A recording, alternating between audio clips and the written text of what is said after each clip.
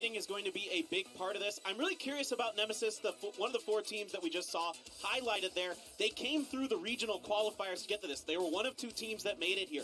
They're known for being aggressive, so maybe they can make it work. A lot of times if you come through from one of these regional qualifiers, if you're not an established known team, you can carry that momentum over.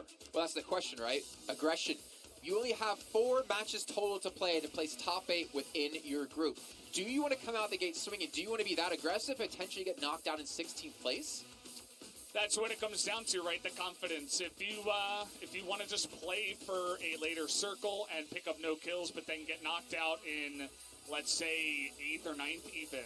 We saw before, it's very top heavy. You're not going to win doing that, honestly. Like, unless you can be very consistent to get that every single time, you can make it into the top 8, but it does raise an interesting question about what kind of strategies each one of these teams is going to bring into the match. See, that's what I'm curious about. You said you won't be able to win, but winning is much different than top 8, right? But I agree, like, you want to have like a good start to a tournament. You don't want to peak too early in the tournament, but you also don't want to have a terrible start.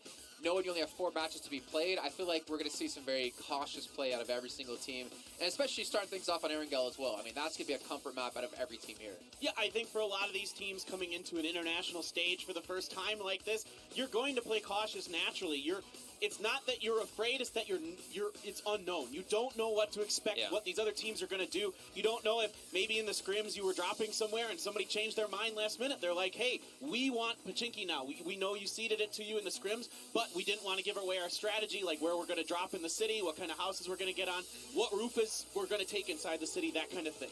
All right, well, ladies and gentlemen, it's time to get our first match underway here in Riyadh, Saudi Arabia. Paper Thin and Valdez, take it away.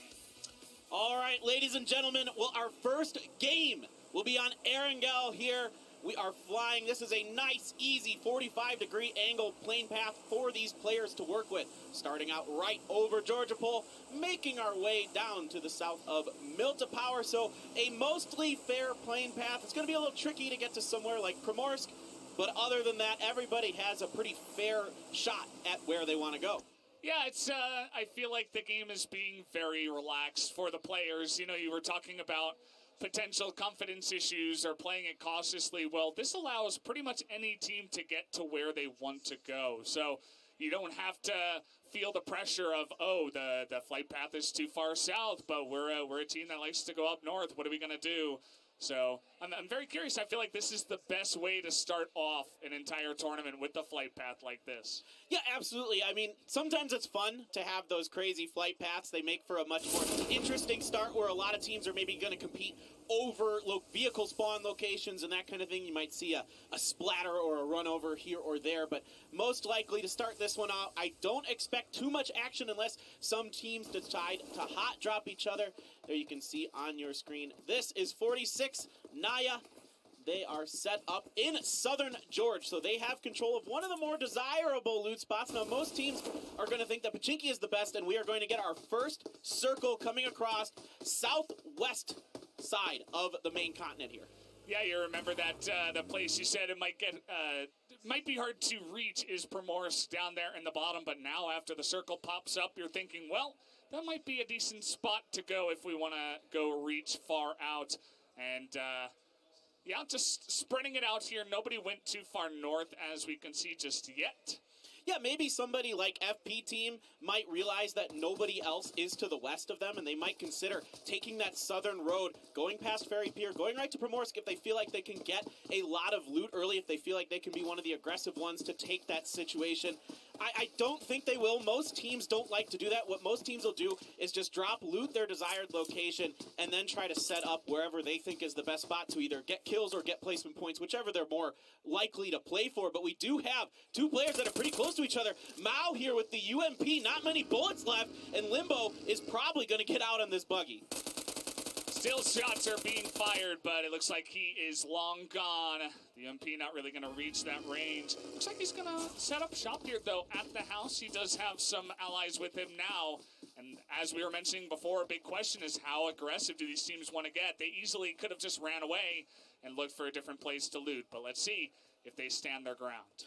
All right, you got 2 members of MBZ up in the yellow houses. That is to the west of Pachinki there, so there's not going to be much action right away. Those compounds are decently far apart, so most likely you won't see too much action right away unless somebody gets really over-aggressive. And indeed, FP is making their way down that southern road. I just saw this on the map. They are heading to Primorsk, so if you're kind of keeping your eye on that team, they did what I was kind of thinking they might do. They knew that nobody else was west of them on that southern side, and they are making a beeline for Primorsk right now. Yeah, that is what is happening as the teams are spreading out. Nobody was actually going to the military base just yet after the flight path, but we do see a couple of teams are trying to get across the bridge right now, but it looks like Yala is in the best position to actually go down and loot that very valuable area in the military base. And it could even be a massive win if the circle does move down towards their spot. So I'll be taking a look at them to see if they get lucky, essentially, with the circles that come in.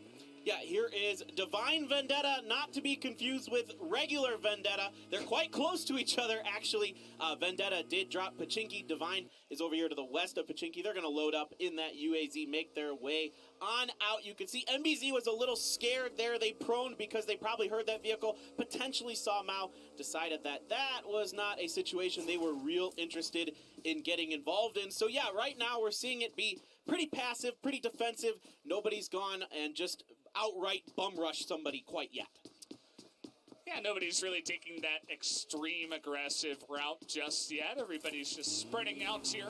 I do wonder if the teams that are up towards Georgia Pole will butt heads here. We do have 46 as well as the Kuwait team just in north and south. Just might be able to run into each other as they do make their way down south to the circle. Yeah, Valdez, I think that's a really good point. Sometimes it depends if you have one team that drops North George and one that drops south, which, you know, the North George team, when they have to come south, there's a couple different options. They can go around the mountain that's to the south of George, or they can try to cross that western bridge, that long bridge, and then take the western road. Now, if these teams got a read on each other in scrims or something like that, maybe 46 will try to set up a blockade of some kind. We'll see exactly what they want to do. Usually teams won't duke it out this early in competitive PUBG Mobile. You know, a lot of times we're finding many teams 12 plus into Circle 5, Circle 6, that kind of situation. But who knows in this lobby? There is a lot of unknowns here for us today. And again, really exciting to be here in Saudi Arabia, in Riyadh, for the first event of its kind. Yeah, you know, we were talking with the host, actually, of the event, and he was kind of congratulating us because he was saying, hey, this is one of the first times that Saudi's putting up a big event. I do have to mention that Mao did get knocked over here, and it looks like he will be the first death of the entire tournament. Very far away from his team, as now Majid from Divine Vendetta trying to help out and fight, but they decide they're not going to take that 3v4. Yeah, so Divine losing Mao early looks like he was trying to be kind of their more scout role for them in this situation. A lot of teams like these hills that are just to the north of Ferry Pier. You have a decent amount of cover, you have a decent amount of vision on them, but right now Divine is not happy with this situation, so they are going to move on. UI, they are coming across over by Ferry Pier as well. They're on that road there. See if anybody catches them in transition. Doesn't look like anybody super close right now. UI has a bit of room to work with here. They do have that gray team over there. That's V8, who is hanging out just to the west of Ferry Pier. So looks like both teams are kind of moving in, trying to figure out exactly where they want to set up and where's going to be safe. We're seeing a little vehicle-on-vehicle action here. UI has 4 members in here. It is just Steel. He's going to get out and try, but no, he is going to get dusted outside of there. That is going to be a kill picked up by UI. Questionable decision to not just continue running, but it looks like his buggy was about to explode. So it looked silly, but there really wasn't much he could do after he got caught out by this team. So another good start here to UI, I believe it was, that did pick up that kill.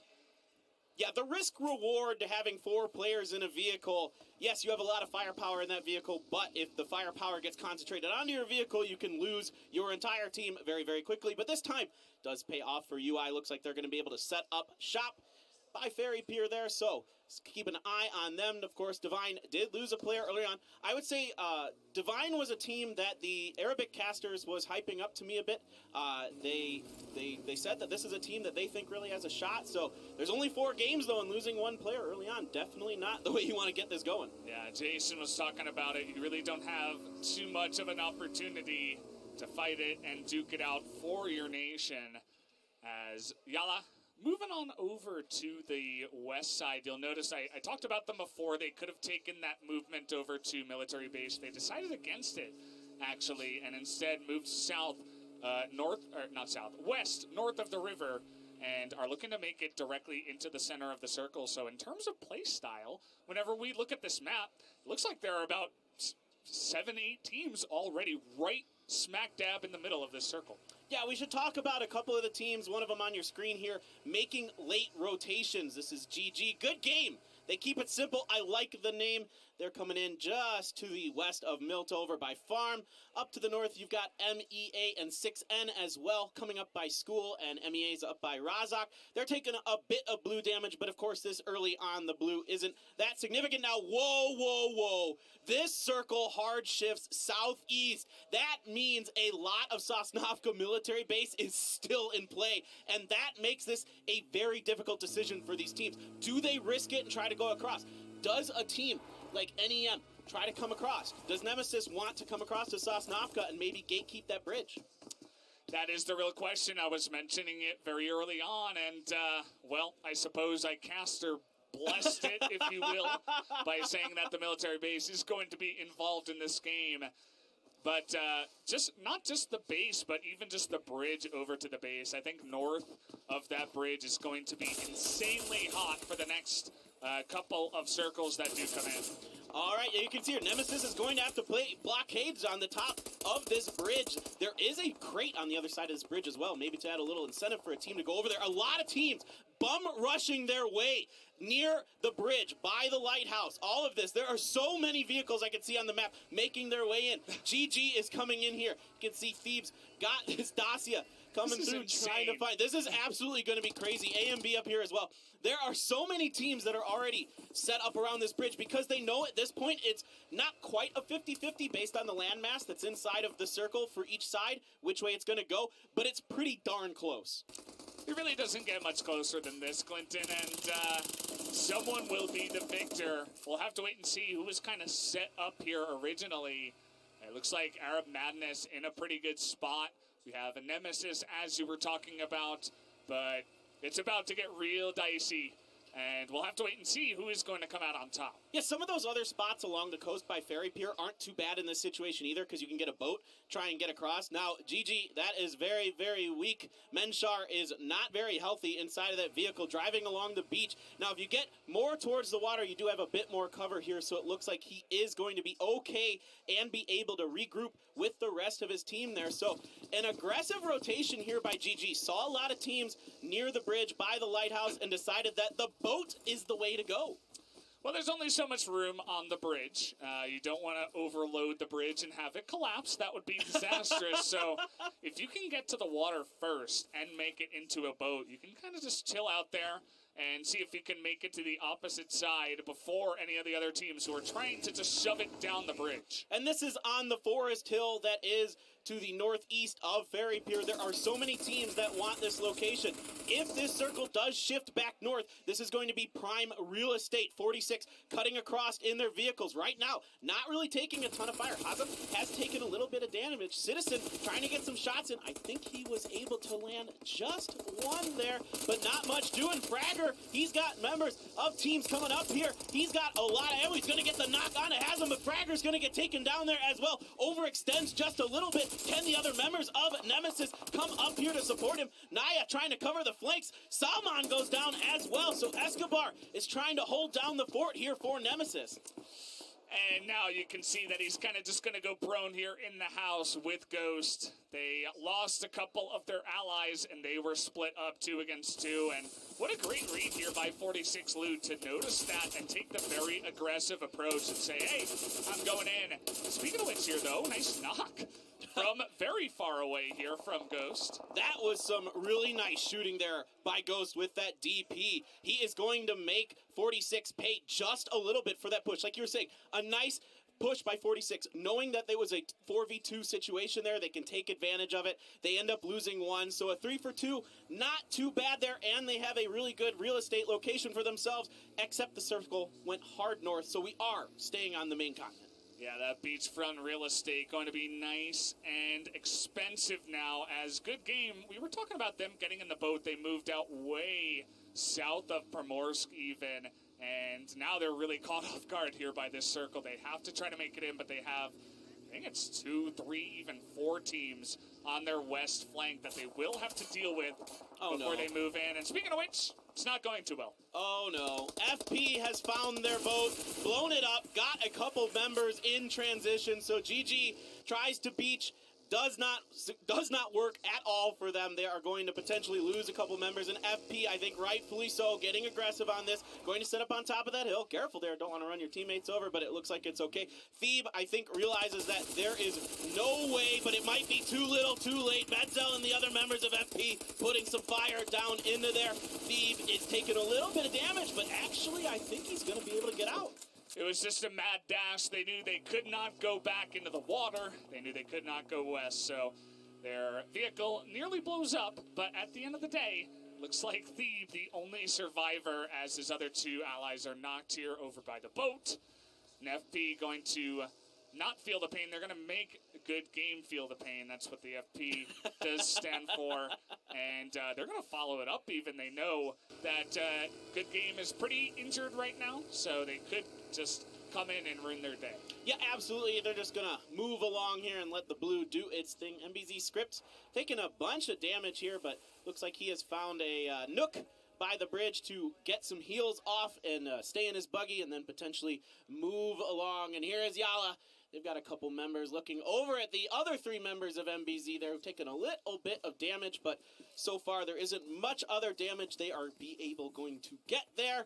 And for now, Yala's in a pretty decent spot, of course. They kind of won the King of the Hill over here on the forest.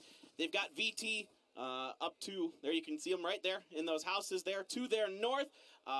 Otherwise, nobody's really on the northwestern part of the circle, which I think is pretty fascinating. If somebody kind of made a rotation up through there, now it's not ideal because most likely you're going to have to rotate through the fields, and that's not great. Moa trying to put some shots in. I believe that is Divine over there, and nothing really landing. But why not take the shots? It doesn't hurt you too much, and if you can get some shots in, do a little damage, reduce that utility a bit, you can get things going. Circle right in the fields. This one, going to see a lot of proning. There's going to be a lot of snakes in the grass. This kind of circle is prone to have a lot of proning for sure.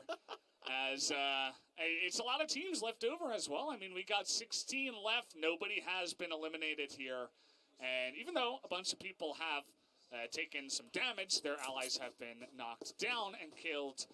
We will have to see what they do. You were pointing at the map. There's a couple of drops here on the east side of that circle. We'll see if anyone makes an aggressive move to pick those up. Well, and it gives you a little bit of cover in those fields over there as well, which cover in the fields, of course, is very scarce. So getting over there early, you can get that extra utility, you can get that level 3 gear, and then maybe, see if you can work your way in from there. Give yourself a slight advantage potentially, because getting dead center in a circle like this is kind of a big gamble. It can pay off very well if nobody sees you, if you can just lay there and do whatever and nobody bothers you. However, if somebody gets sightline on you, for example, there's still a hill on the northwestern part of this circle where you can see down into it, and then you're just going to get bopped and your team's not going to get any points.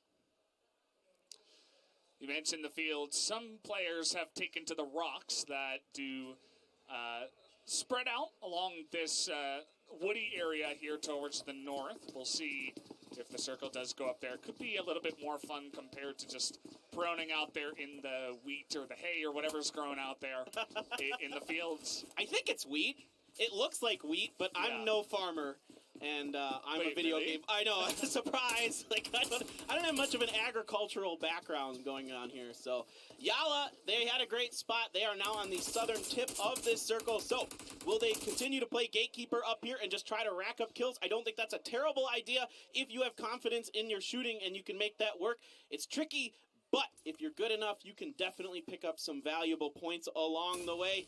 And there you can see KWT, our Kuwait team Warrior, took some damage in transition here. They have shared a compound now with MEA, so they're able to get all 4 in there alive. And now we're going to try to see if they can get some grenades to come through. MEA as well, chucking some grenades up and over there. That one's going to be just a bit too far. Outlaw is close enough to the building that it's going to be tough to get a grenade to bounce on top of him. But inside of there, Outlaw does get caught by a grenade. Or is that something else? Jeez. Yeah, that was a little bit strange. I'm not sure exactly how he got knocked down there, but Warrior also taking a bunch of damage, and this is going to be the cue for the Me Assassins to get aggressive. They know they got a couple of knocks. Let's see if they can pick up some kills. Okay, here we go. They're coming around the corner.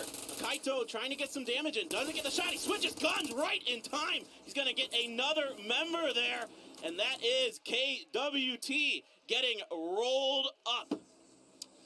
Yeah, I mean, you just can't afford to be knocked there to start you off. Once we had the one knock onto Outlaw and then another one.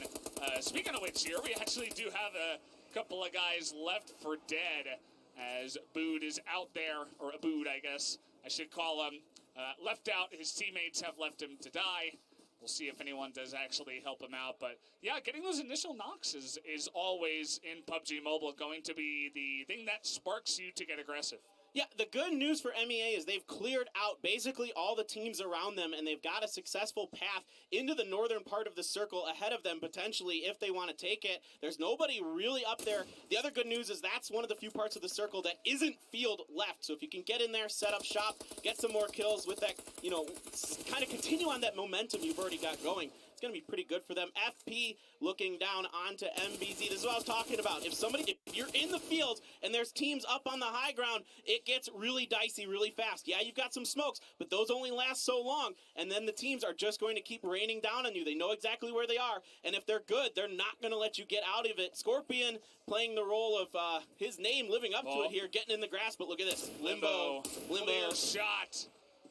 Gonna look to knock him down. Has landed a couple of shots, but that's about it. Make it a third.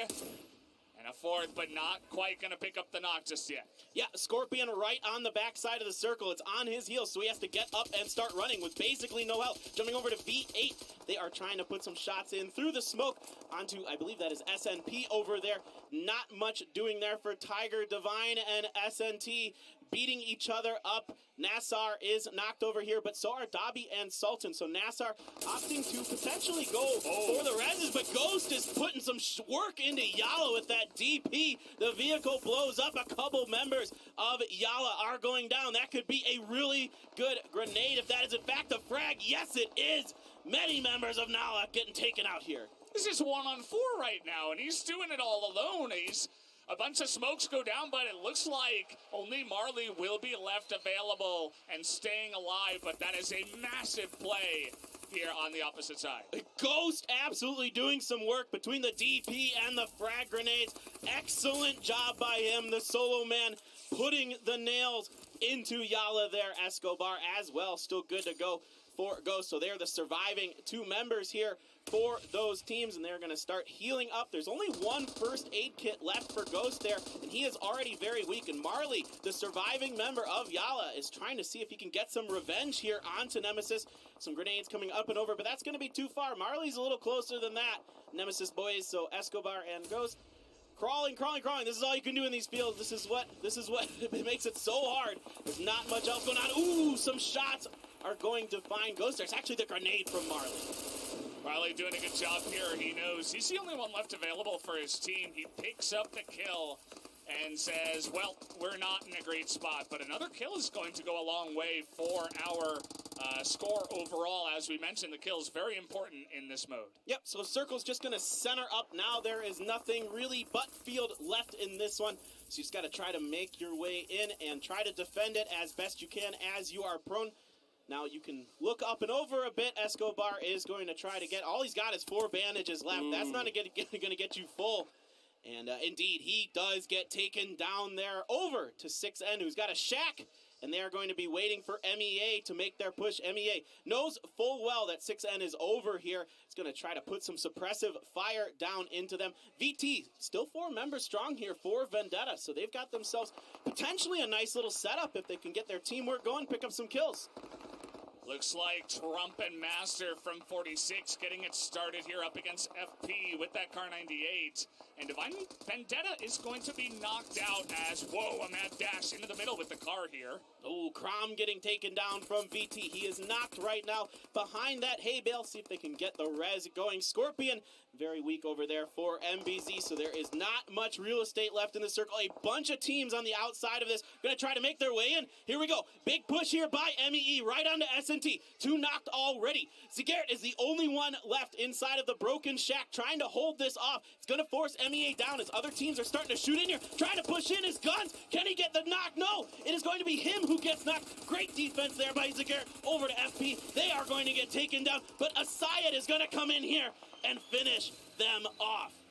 Sai had a massive play to make it work there towards the end. FP are going to be eliminated, and now the top is off. Everybody's going wild here as the circle has closed in. SNT also getting eliminated. As players, you'll notice the teams are really trying to set up barricades with their vehicles because that's really all that's there in the field. Yeah, you're just trying to make your own cover at this point because that's all you've got. Throw some smokes, then put some vehicles around it to give yourself room to breathe potentially. And we are getting over. Right in the center here is VT Grave, and it looks like Crom still up and running for them. He's going to need a little bit of health because he's going to be revived. And they're just going to use that smoke for now. SNP, they are over on the south side of this circle trying to just crawl their way through, see if they can pick up some kills along the way. Everybody just trying to stay low at this point, and a crate going to drop right in front of SNP, so that might give them a little room to work with. You can see there's a little bit of a hill there as well that they can crawl behind. Some shots through the smoke for VT. I really love their position here in between all the teams. Let's see if they can lock it down as SMP trying to make a move, but they're getting knocked down here by VT. Yeah, Crom is just trying to see if he can get a little bit lucky through the grass here. He has a decent idea, but no, he's going to get caught by a grenade from Hanky there. A very nice grenade to relieve the pressure off of SNP, and that is going to be VT going down here. Only 5 teams remain. We talked about it before. You would love to get into that top 3, and SMP with that play have maybe secured a spot here. Let's see, as I like this little shit.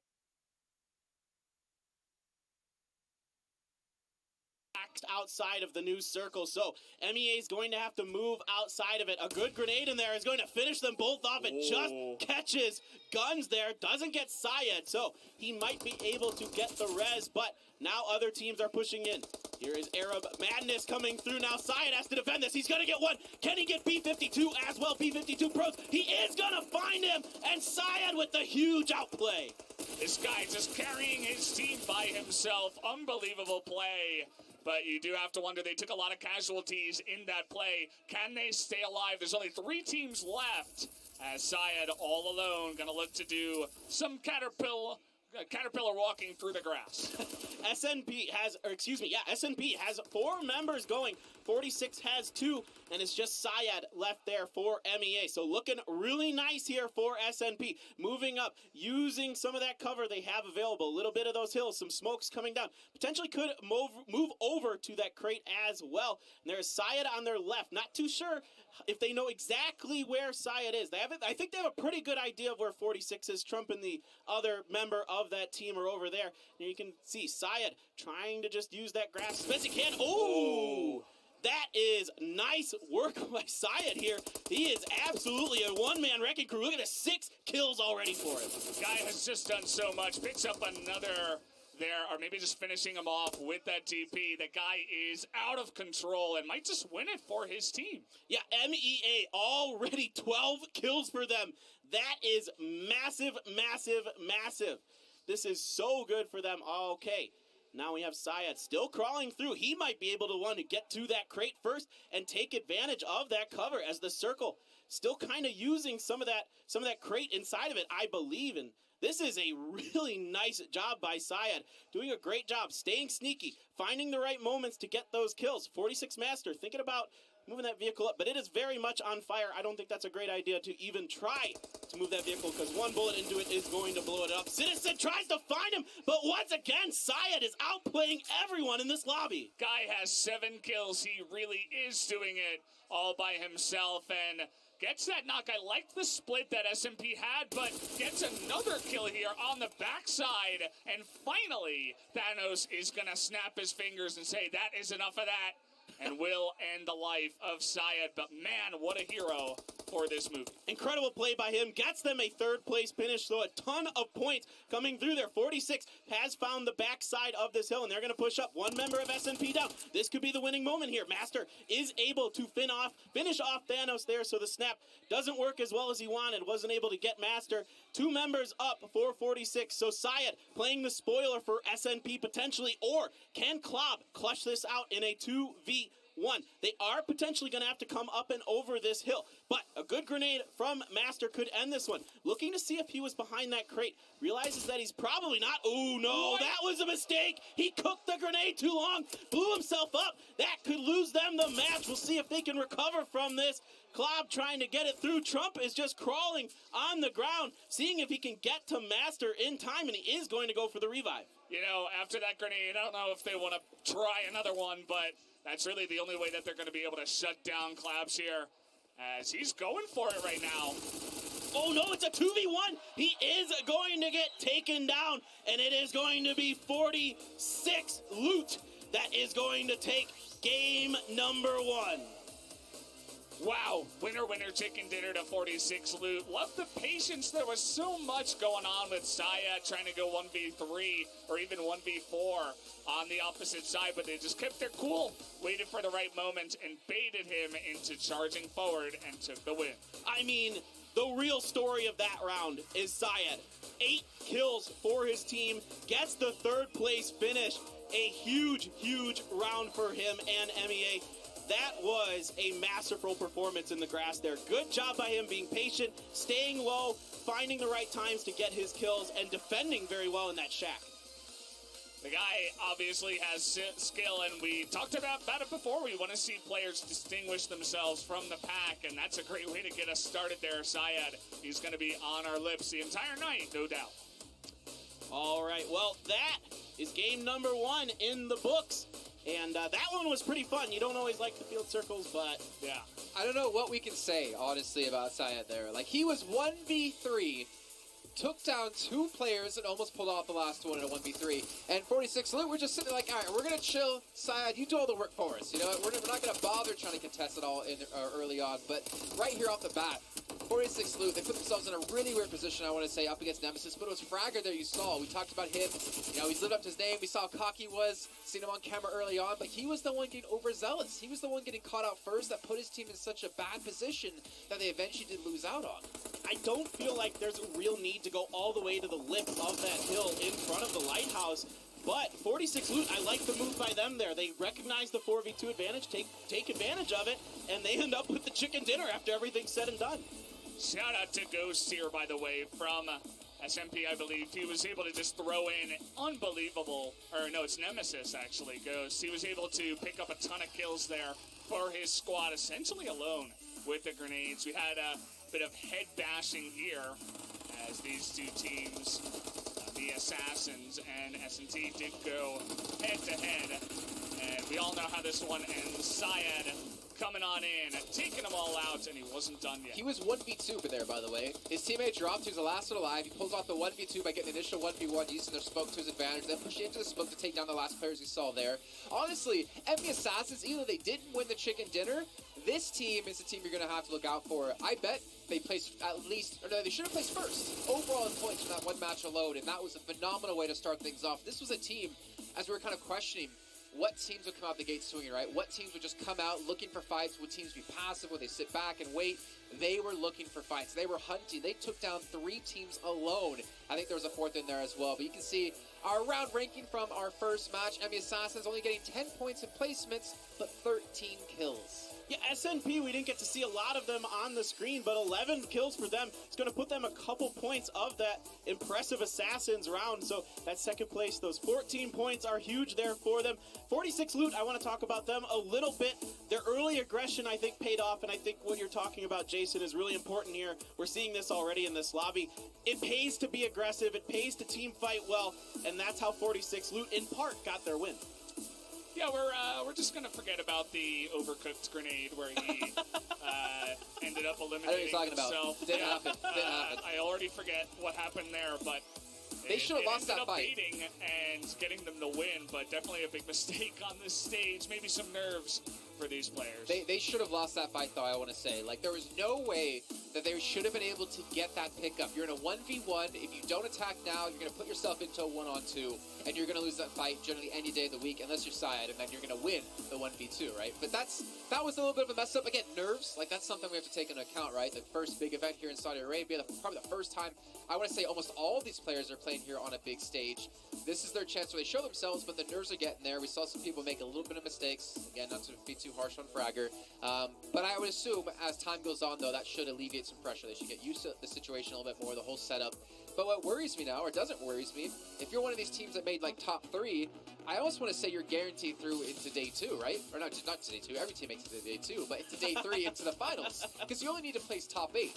As long as you just play consistent now, and you don't get knocked out in last place, that should be your ticket through to the finals. Yeah, exactly. Sometimes you just need one big round, and that's enough to get you through, especially in a short format like this with 4 games. So if you're one of these teams at the bottom, it may already be time to put the pedal to the metal here, start trying to pick up kills. Divine, they might need to do that. They were one of the teams, again, that the Arabic casters were talking up to me. That one didn't really go their way so much, so looking to see if they can turn it around here and find some more success as we move over to Vikendi now.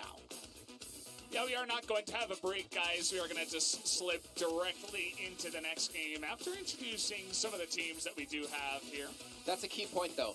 The fact there is no break, right? So after game 1, you don't get to sit there, talk to your teammates, be like, all right, what did we do right? What did we do wrong? What can we possibly change up going into our second game? You don't have that opportunity now. So you have to kind of go into this one, hopefully for your sake, brush off what happened in your mind. But if you're one of those teams, if you're Emmy Assassins and you did that well in the last game, you come into this next game on fire, you should be able to steamroll your way through, ideally. Just keep going. Just keep doing what works. That's the whole idea. Keep the momentum going. Keep that confidence up. See if you can get it going.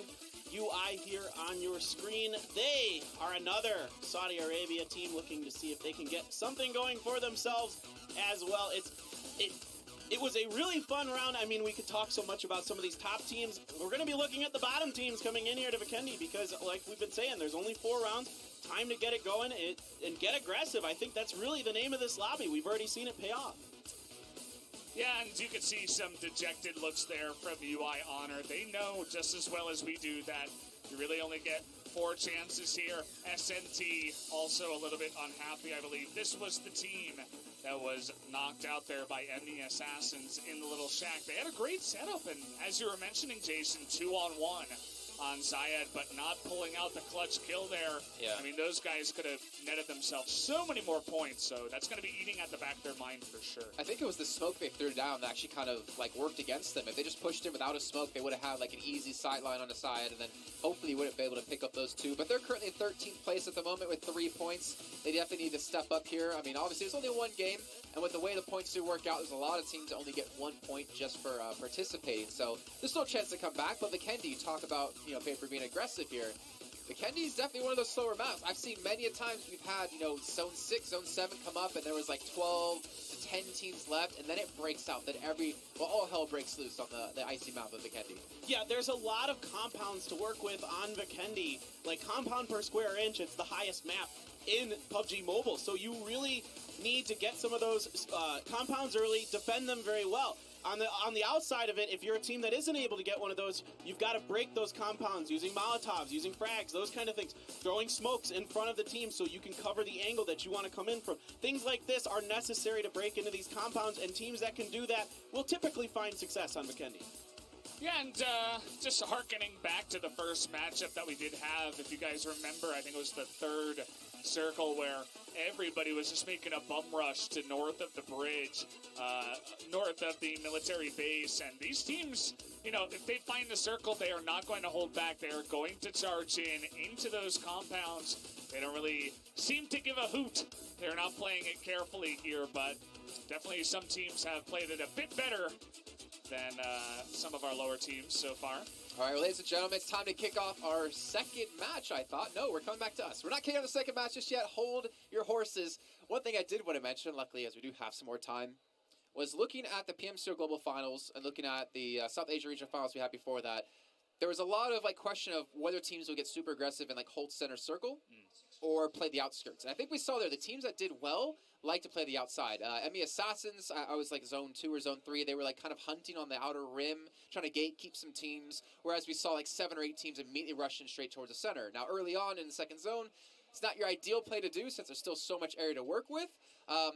But I think we're seeing the teams are kind of playing on a little bit of a different level. I think we're seeing maybe a little bit of a difference in skill at the moment, but then again, it's only one game. Maybe I'm being a little bit too harsh. Well, it's pretty fascinating that MEA, like you were saying about, decided to play edge there up on the northern side of things. 46 Loot, who ended up winning, were aggressive and went for that lighthouse, but then changed their minds. Once that circle shifted, then they're like, nah, we're going north. There aren't going to be many teams up there. They recognized the situation and took advantage of it, like you were saying. Get to that edge, start picking up kills, and get yourself into that final game situation. Yeah, I mean, the best teams in PUBG are the ones that are going to be adaptive, right? They need to know which different situation they're getting themselves into. If they can hear more cars than normal moving in towards the center, maybe that's a little showing for them to be like, okay, we need to back off and play it a little bit safer. But as you guys were mentioning, I think a lot of the teams were kind of just going head first, with the blinders on. And they're like, no, we have to take the center. It is ours, but it's not always the best strategy. Yeah, I mean, we saw some teams even transitioning for free. I can't remember the team off the top of my head. I think it was the team that ended up taking the boat, if I'm not mistaken. GG. Was Good it Team game. GG? Okay, Yeah. it was a good game. They went straight by a compound, and there was a full team in there. I want to say it was UI, and UI didn't fire off a single shot towards them. They just let them go by. And the last strap they're going through had no HP as well. So I don't know. Maybe it's just a little bit of jitters, a little bit of nerves coming onto the stage. It's hard, and we saw that at the very end with Krob there at the end against 46, and it was Trump and him. Now, one member of 46 is down. You've got a one-on-one situation. Essentially, got to go. Yeah. Exactly. What I find funny about that is when I was looking over 46's roster and their notes, they said that Trump is kind of their wild card. He's the one that's prone to make mistakes, but he's the one who ended up getting them the chicken dinner there. So that's kind of a neat little thing to have in his cap. Maybe sometimes I know I'm this way. When I'm playing games with my friends, if they kind of say, "Oh man, you suck, you're playing terrible," that gets me angry. Sounds like great friends. And I sure have about many that good one. friends. Many good friends. I have the best friends, and so when that happens can you buy to me, these friends that you're talking about, are they No, can you get them no. at the store, Well, Costco or something? maybe. Okay. Very cheap, very cheap. Costco Five friends, per dollar. dollar store friends. Yeah. So no, but when they sometimes I get angry, and that makes me better. If that makes sense. If somebody calls me out, I get better personally. If somebody says that to me, then I kind of get fired up. And maybe that's what happened with Trump a bit. He's like, oh, they called me out, I'm going to get better. I wouldn't be surprised, It'll be interesting as the day goes along. There are some teams later on even that are calling out other teams drop Pachinki, we're going head-to-head. So a lot of fun rivalry stuff also going on here at the PMSC World Cup.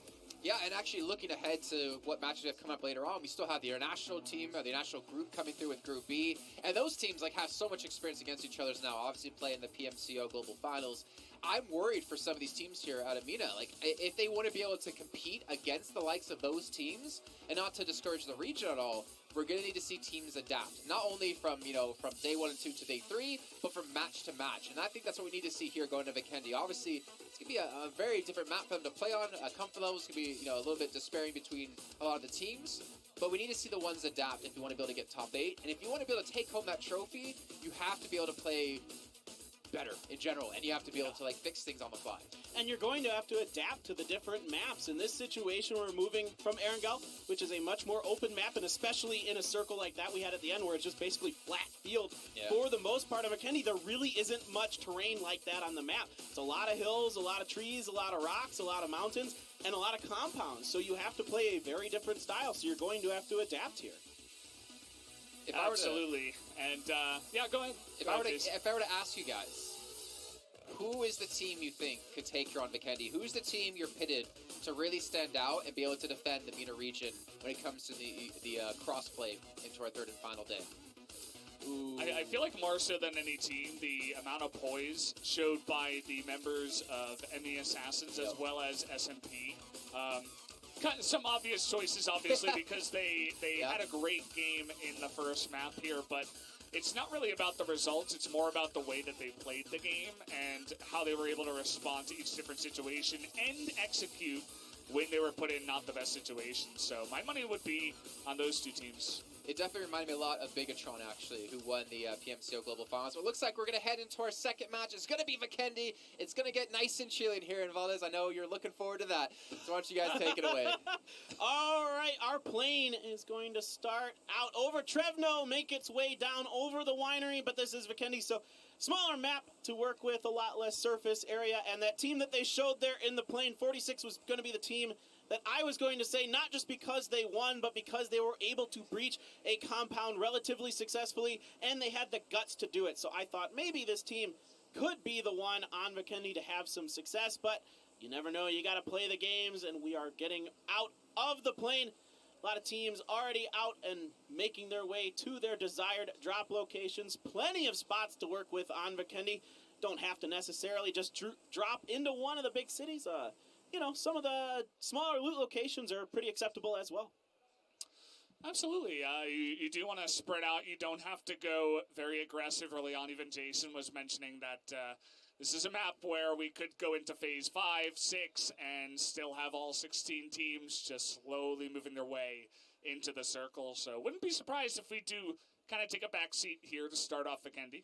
Yeah, this one could be pretty slow, and so therefore a lot of the early game is going to be focused on the rotations, watching which teams are going to play edge, like Jason was talking about as well, which teams are going to try to play center circle. It seems like maybe this is a center circle lobby, but already we have a little bit of contention here between Divine and SNT.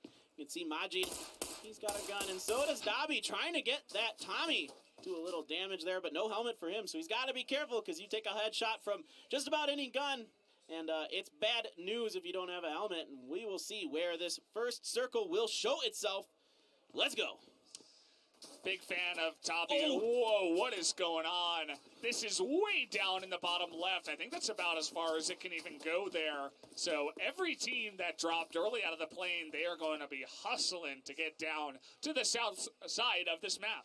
Well, I said that I liked 46 because they could breach compounds. They might not even need to because they're one of the few teams that are inside of this circle. GG as well. FP over there, Yala is making their way into this circle. They've got some vehicles set up for themselves, but most of the teams are quite a bit outside of this circle. So they're going to have to find their way. And a couple teams that might have easy rotations into this. Vendetta over in Hot Springs has a pretty easy rotation because there's nobody in the southeast part of the circle yet. So if they get their loot and get hustling over there, they can find a vehicle. It should be pretty safe for them. We are taking a look here at Kuwait, and this was, I think, the first team to get knocked out in our Erangel map. These guys, we talked about it before, you can't have two matches where you only get 1 point. You're essentially just knocking yourself out unless you can have a masterful performance on the following day. So I like the focus there by production saying, hey, this team, they have so much on the line. Let's take a closer look into seeing what they can do. Currently, seeing around Goroka, we'll see, they're ahead of a lot of the other teams that are behind them, so not a bad start for them considering that insane circle. I like the aggressive move early by UI to get over to the coast. A lot of teams are going to value these coastal positions because you know you're not going to have anybody at your back. You can work the edge of the circles well from there. So getting over to the coast early is a pretty good start. Plus, there's usually quite a bit of loot on the coast of Vikendi. There's quite a few spots, especially on the southwestern part of the map. And you can see SNT has now found another team. It's Nemesis this time. This is a big moment here for Nemesis. A lot of talk coming from them coming into this tournament. See if they can back it up, except Dobby, I think wisely here, is going to back off. He doesn't have a helmet yet again, so any headshot from just about any gun could spell disaster for him. You got to be careful up there. Really not much cover on the hill. A couple of very shaky, thin trees that need to gain some weight, but that's about it, right? So they are going to turn tail and make their way down to the circle. As yeah, not much time to loot. We're definitely going to see a lot of teams coming into the first circle with not that ideal amount of gear and guns that they would like to have. So curious to see how players can adapt and make it work even from a disadvantageous position. So I think it's funny, we talked about how we might have a bit of downtime in the early game of this one. We might actually not, because this is such a hard shifted circle. It is so severe. Only about half of the circle is land. The rest is water. So there isn't as much room to work with. So we might find ourselves getting some early battles in transition, like we can see here with Yala and 46. 46 had this nice compound all to themselves. Now Yala moved in here as well. UI's just going to bypass them, actually, but we'll see if 46 can defend that location successfully. We'll see if those two teams decide to engage each other, and yes, indeed, it's going to be Zero finding Trump. So the hero from round number 1 is not the hero here, because Hero gets him. The hero takes out Trump, and, well, we'll have to wait and see what Master and the rest of this squad can do. But I talked about it before. You get that one knock, you got to go in. Master with the Uzi. No, it's empty. Get it to be even right now. Able to fill that up with 35 bullets once again, but not the best situation here for 46 loot. Yeah, you can see those nerves maybe playing into things a little bit. Again, he jumped when he had no bullets in his gun. Could have taken some damage, and then somebody clips his head there. That could be an instant knock onto him, potentially, and you can see Trump is about halfway down onto his knock. So Master is going to be the one to try to push through, see if he can get the res. Kevin is, I don't think, quite close enough to pounce on this quite yet. Yeah, he's a building over, so he's not really going to be able to get to Trump right away, but Master's just going to bypass him for now. Trump might just end up bleeding out unless he feels comfortable that the other members of 46 can cover this revive. You'll notice that it is going to be an extremely safe revive here from Master. He waits, he thinks, hey, maybe they're going to get aggressive. And down to the last bit of it, he does have that micro Uzi, so in those close quarters, I don't blame him. He can light up a couple of guys as long as the timing is right. So I like the line of thinking that he did have, and Trump is now back up in time, and we will once again go into this 4-on-4 in the compound. It's good patience here by 46. They've got Naya up on the compound to the northeast. That has a huge lane down in here, so he will be able to see any member of Yala that tries to cross into that building. Kevin is going to get spotted if he would have tried to push through there, so a really nice setup by 46, able to get their revive and Trump back up to full health. Yeah, so just taking it easy here. No team is going to make a big move, but we did actually have a couple of knocks here already as members of Nemesis are being knocked down. Escobar will be the first casualty of the game. Yeah, Salman knocked as well. 6 in, pushing in hard here. Gonna pick up 2 kills for themselves early on. 3, in fact, excuse me. They have 3 now. Fragger is the only member to survive from Nemesis. Yep. Just takes a little bit of falling damage there. Just a little bit of a fracture in the old ankles. He'll be all right. He is going to just get out of dodge, and he's pretty far away from 6N already. Now, they might have an idea of where he had gone, but for now, they are just moving through. And yeah, only 5 points right now, and 1 player left for Nemesis. And that's some of the strategy you have to take into account. Pretty much every other team, actually every single other team, has all 4 members alive. You are never going to win a 1v4, maybe a 1-on-2 if you can split them up, but there's no reason to get aggressive if you are that last member of Nemesis. So he's going to be playing the hiding game. We'll see how long he can play that hide and seek. All right, KWT moving into Divine's compound. Majid trying to hold the front line with the Vector. We've got Boss coming up with an SMG of his own. Majid is just going to back up off the stairs.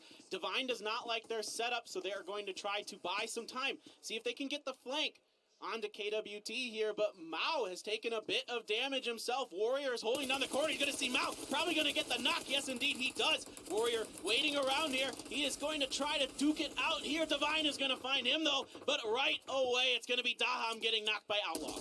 And poor Majid, he was the only one sticking back, and unfortunately, all of his members on the team did go down. Maybe he has one ally up in that shack with him. Looks like he does. Nasser going to keep him company, but a nice little aggressive move by Kuwait.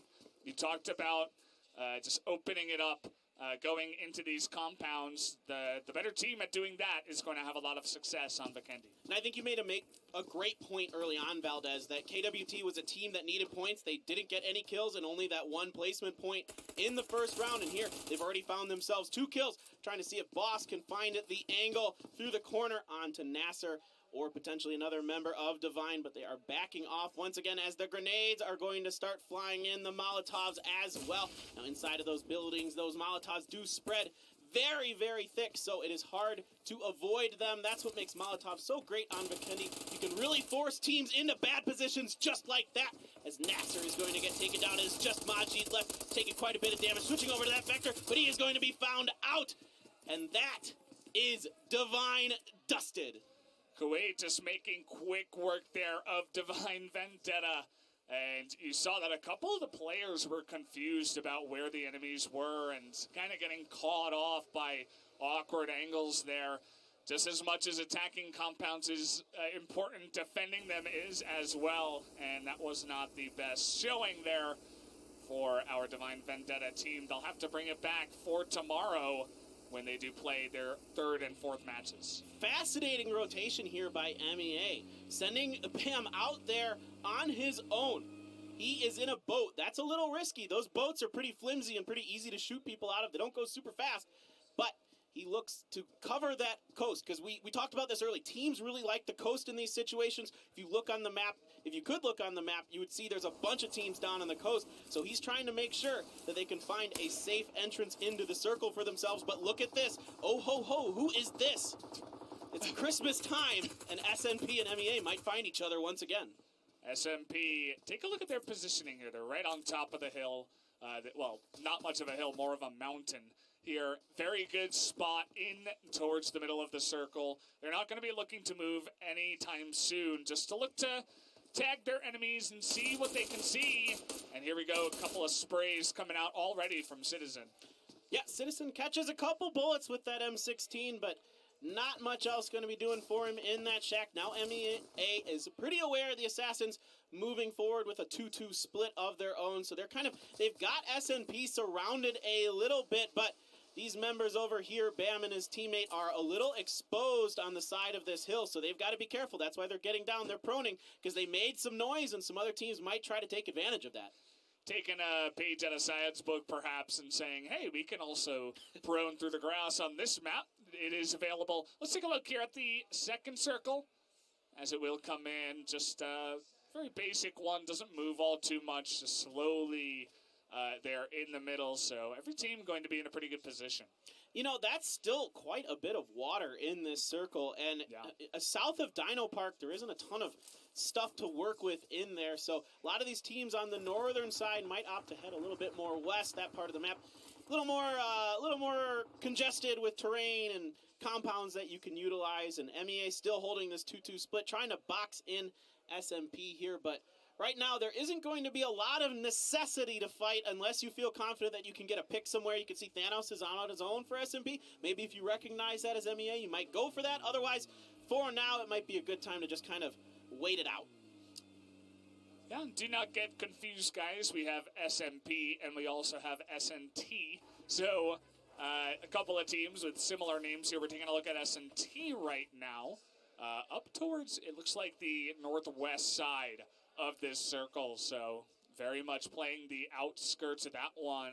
And all coming up here for, I didn't actually catch. That was Easy. Oh. Or Ozzy. Not sure exactly. Yala Z-Y. Yala Ozzy. Ozzy. Yeah, there you go. He actually went all the way out for that. I like it. Get that level 3 gear. Look at him. He is 3'd out. He is a happy camper. Well, he's not camping yet. Yeah, he's in the water. No. Did get that gun. He's going to be feeling pretty good about that one. In the passiveness of the play right now, that's the best time to take risks like that. As it looked like one person did get knocked here. Yeah, I think a member of SNT gunned somebody down as they were driving by. I believe it was a member of V8 there. Yeah. Didn't get the confirmed kill just yet. You can see they still have 0 kills, just doing a little damage on the way. A little drive-by there as the other 2 members of SNT going to group up here with their fellow Saudi Arabian members. You can see they've got GG, the Iraq team there to their south, but Again, right now, I don't potentially see them really engaging each other just quite yet. This circle is closing in, so pretty soon here we're going to find our third one, and that might change things up a bit. V8 just resing it up. We talked about Nemesis. This is Fragger alone for this team, and all you can do is try to rotate very far outside the circle, try to heal up. He's got 23 bandages, so we already know what his game plan is going to be. Not a lot of fragging, mostly a lot of doctor work here as he tries to stay alive by himself. Is it doctor work if you do it to yourself? Yeah. Is that... Doctors do surgeries on themselves all the time, right? Oh, yeah, all the time. Yeah. Me too. I wasn't sure if that was, like, actually what it is. I suppose, You don't have to be a doctor, you I know? suppose not, yeah, but I suppose it's still doctor. True. Well, you don't really need to be a doctor to put on a bandage, that's for sure. Well, that's a good point. That's a really good... They are just first aid kits. There isn't anything too fancy in those. All right, well, UI, they... trying to find something else they like. They're in the southeastern part of the circle, and they're just scouting a bit there, looking to see what's ahead of them and getting ready to make their move, getting the information and planning it out depending on where the circle goes. If the circle stays south, then we're going to do X. If the circle goes north, we're going to do Y. If it goes over to Dino Park, we're going to die. So, what? No, I'm just kidding. Maybe not. But that's a difficult rotation for them if it does do that. But not much different here. This is basically about the same. They sent the other two ahead here. You can see them. Oh no, they might run into. I don't know if they saw Vendetta here. A little bit of damage taken as they go by, but nothing significant. So they're going to be able to leapfrog ahead. And there is another team up here, 46, if they keep pushing forward. But I don't know if they will or not. We'll see.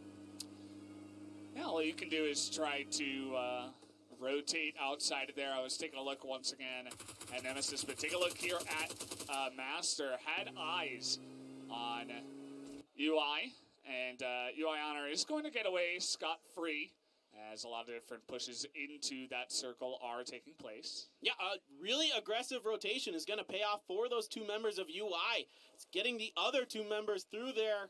And you can see that it's not easy, and that's why Khalid is swimming, because they saw a bunch of teams in the way. Now these teams know that UI is going to want to move through. We've got another fight breaking out, 6N versus MBZ. Script waiting at the door with an Uzi, but it's going to back up. Oh, there is Hunter going to be flushed out. That is going to be 6N picking up one kill. Ooh, Scorpion gets found by a nice grenade from Lord. So we're trading things up here, but MBZ all stuck inside of this building. 6N is on the hunt. They want to push in here, take the aggressive stance, and try to finish off MBZ. I like the idea. Nope. Coming up the stairs, he looks around. He hasn't seen anybody yet. There is one person waiting for him there. He takes a bunch of damage and is going to get the finish on the script. Not really much to help him out there. 4-on-2 once again. Those two open frags are going to make it easy work. And the MBZ Falcons here from the UAE are going to be our 15th team to be knocked out. As there hasn't been too much action, but when it does happen, the teams, they pounce very fast, making it those opening knocks. Speaking of which, happening once again. It's KWT. They're coming through. They're going to have to push another compound, and this is what I was talking about. If you're going to find success on Vikendi, you have to be good at pushing compounds. Use that utility you have available to you, those grenades, to success. 6N is able to keep all four alive in that battle. So here come, you can see the Molotov. One is outside there, so that's not going to do too much in terms of making 6N back off. And you can see Outlaw. He is trying to find an angle for this grenade himself, but he takes some damage from somewhere. I'm not exactly sure where that came from. That's going to back him off, so he isn't able to get that grenade into that top story window like he wanted to try to force 6N into a worse position. Yeah, Outlaw has had a couple of plays where you're just scratching your head and wondering exactly what's going on. That time around, did walk over a Molotov, so will be pushed out of the compound for now. As Kamikaze, going in very aggressive by himself, is going to get knocked down by Lord. Yeah, good job by Lord, staying on that roof, covering the flank. That's exactly what he needed to do. Make sure their backside is clear. He has a ton of vision from up there. He can absolutely watch those angles. Now, they got to be careful, though. There are so many of them in that tight space there. One good grenade could spell their doom. There it is, up and in. Will it catch anybody? Nope. That's just a smoke, actually. That is not a frag or a Molotov. Yeah. It is a smoke. So that's going to block some angles. This could be an interesting play here by KWT. Oh, look at this circle actually going way down southeast and keeping a large portion of the water inside of this circle. So kind of wonky ones here on our first McKendy map in terms of circles so far. I also noticed that UI had one player that was still out in the water, and the other 3 players were just by themselves without the one player, pushing very far into the